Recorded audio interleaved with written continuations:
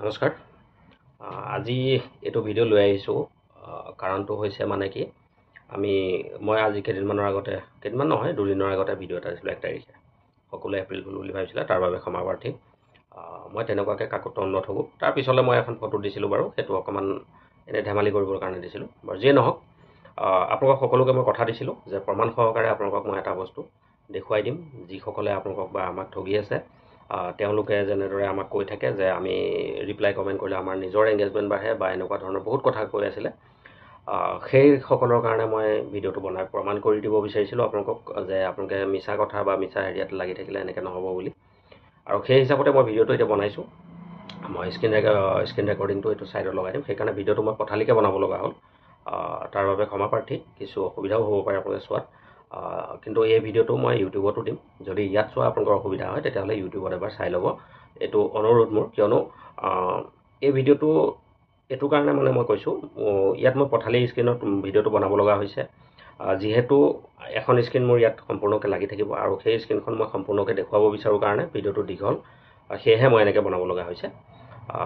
ভিডিঅ'টো আপোনালোকে সকলোৱে শ্বেয়াৰ কৰিবলৈ চেষ্টা কৰিব যিমান পাৰে, তেতিয়াহে এই ভিডিঅ'টো বনোৱা সাৰ্থক হ'ব বুলি মই ভাবোঁ। বহুতে বহুত কথা কৈ কৈ এনেকেই ভিডিঅ' বনাই আছে আৰু এনেকেই আপোনালোকক ঠগি আছে। গতিকে আহক মোবাইল স্ক্ৰীণত যাওঁ। গোটেই বস্তুটো মই লাইভ দেখুৱাম। এটাও স্ক্ৰিপ্টেড নহয় ইয়াৰ পৰা।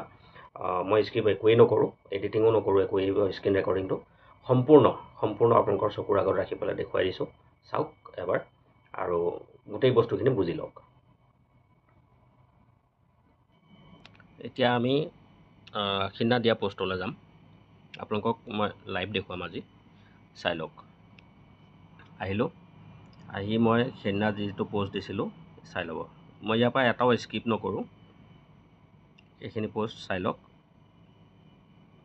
এইটো চাওক, প্ৰথম পষ্টটো এইটো আছিলে, মই কমেণ্ট বন্ধ কৰি থোৱা আছিলে। 817টা, তেনেকৈ 817টাতে কমেণ্ট থাকি গ'ল।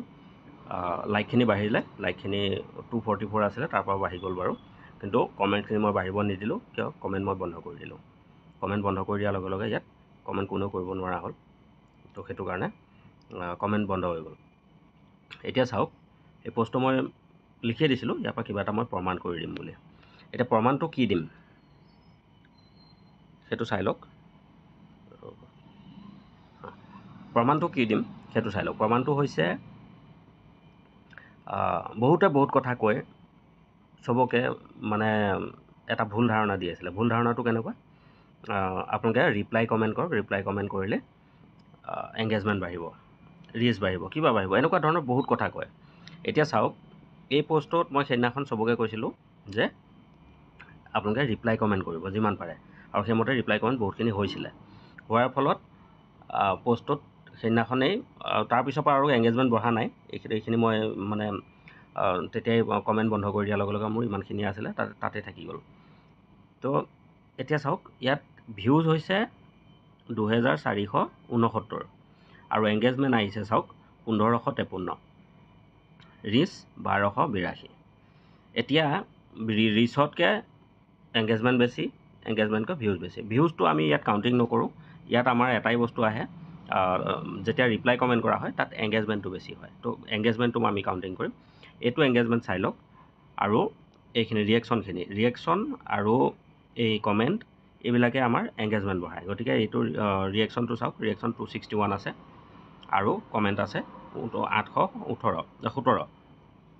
ৰিয়েকশ্যন হৈছে যিটো আপোনাৰ মানে কমেণ্টত হেৰি কৰা হয়, লাইক কৰা হয়, এইবিলাক সেইবিলাক। এতিয়া ইয়াত ধুনীয়া মানে একদম খুব সুন্দৰ মানে ৰিপ্লাই কমেণ্ট আহিছিলে। চাওক কিমান ধুনীয়া ৰিপ্লাই আহিছিলে। ইয়াত 25টা, ইয়াত 20টা, এনেকৈ 15টা, এনেকৈ কৰি বহুতখিনি ৰিপ্লাই কমেণ্ট আহিছিলে। আৰু ৰিপ্লাই কমেণ্ট যিমানেই বেছি হ'ব সিমানেই আপোনাৰ পষ্টৰ এংগেজমেণ্ট বাঢ়িব।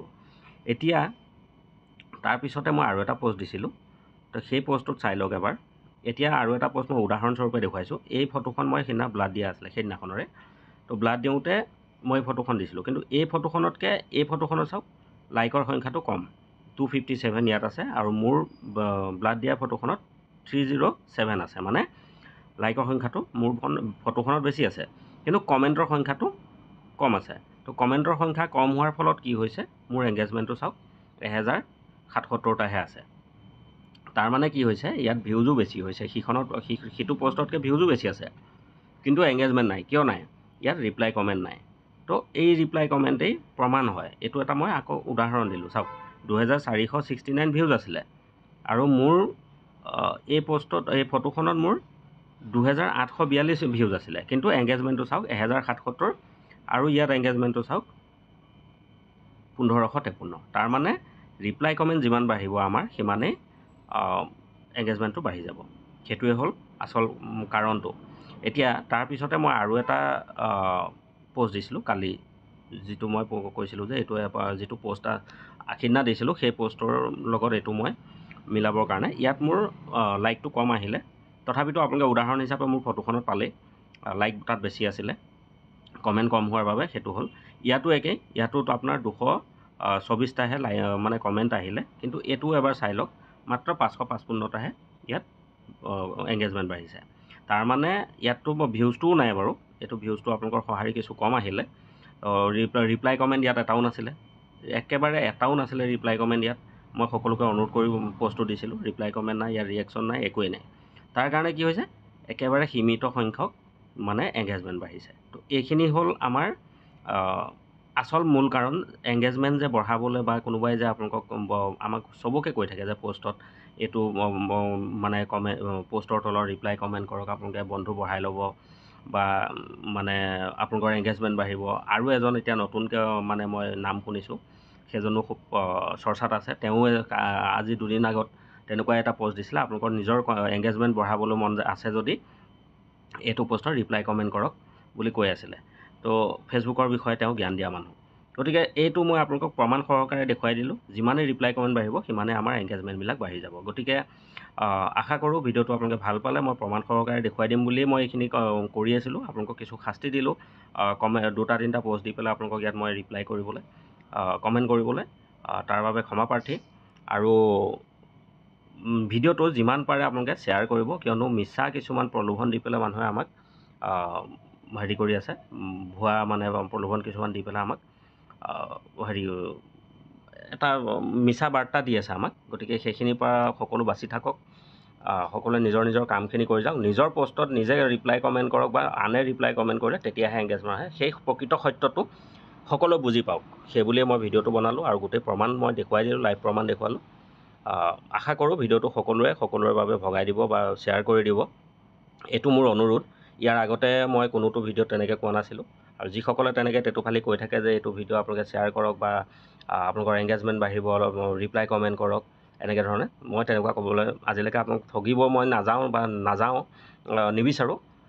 সেইটো কাৰণে মই কৈছোঁ, ভিডিঅ'টো সকলোৰে পোৱাকৈ, সুবিধা হোৱাকৈ, জানিবৰ বাবেহে, প্ৰকৃত সত্যটো জানিবৰ বাবেহে আপোনালোকে শ্বেয়াৰ কৰি দিব বুলি মই আপোনালোকক অনুৰোধ কৰিছোঁ। তাৰ বাদে মোৰ ইয়াত নিজা একো স্বাৰ্থই নাই। ধন্যবাদ।